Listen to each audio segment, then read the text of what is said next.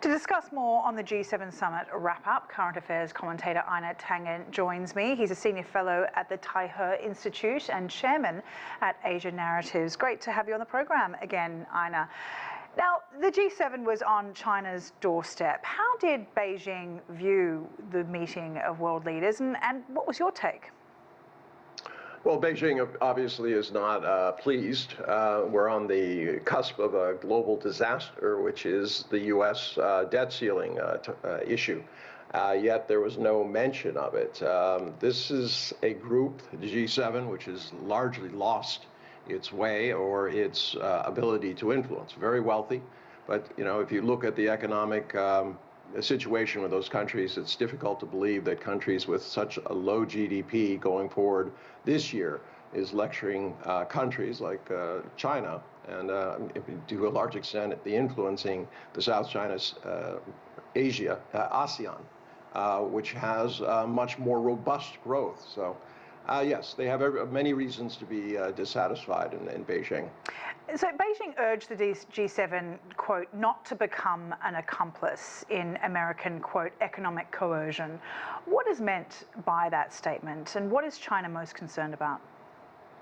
Well, the America First doctrine has largely thrown most of its allies under the bus. You saw that with the unilateral tariffs that were enforced on everybody else. Obviously, Macron was taken to task because he suggested that there might be a third way rather than your way or my way.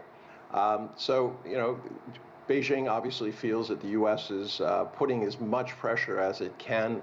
Obviously, having Zelensky come in and photobomb the whole proceedings kind of threw it off kilter. But that's no excuse for them not taking seriously the issues at hand, which is our global economic catastrophe. Now, China has made an effort to repair ties with Europe, and more recently it went on tour to promote peace talks in Europe.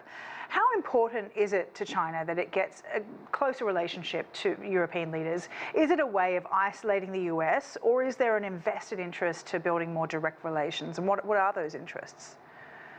Well, quite frankly, China's open to business with anybody. They've been very warmly received in the global south. Obviously, just prior to the G7, there was a very productive meeting with the Central Asian countries, all 5 of them. But big differences here, Sally. I mean, at the meeting that she presided over, there were real hard numbers, investments, real deals signed. You didn't see any of that happening at the G7. So you have a very stark contrast, and I like to think of it in terms of the places that these meetings were held. For China, it was in Xi'an, which is the start, the beginning of the Silk Road, which has brought a lot of economic prosperity to Central Asia, whereas the G7 was held at Hiroshima. I know that there is an underlying idea about talking about nuclear disarmament, but it's also the place of one of the largest human catastrophes in history. All right, Einar, I really appreciate your insight there. Einar Tangen, Senior Fellow at the Taihe Institute and Chairman at Asia Narratives.